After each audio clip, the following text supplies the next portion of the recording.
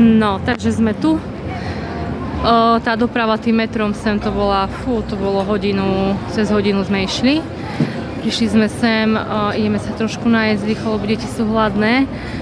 A ideme pozrieť baziliku svätého Petra. A potom vlastne pôjdeme smerom na Koloseum a to už vlastne po námestí sa ešte budeme motať. Potom pôjdeme k toho Kolosea pozrieť, no a potom vlastne pôjdeme naspäť do toho metra. Takže zatiaľ takto, teraz sme stadiaľ, to sme vyšli vonku, tam bolo metro a rýchlo ideme sa nájsť.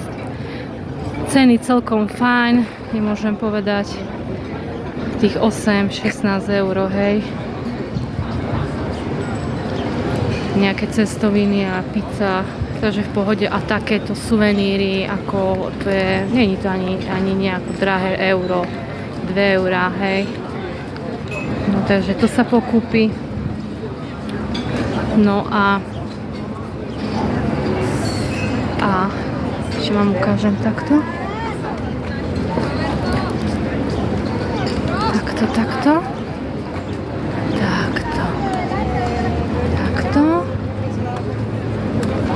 Je to veľké. Máme ako stráž.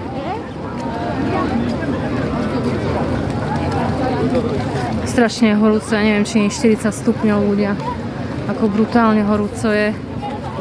No a ideme. A toto sú hradby. Takto.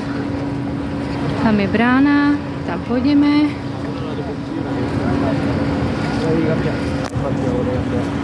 A tam je Vatikán.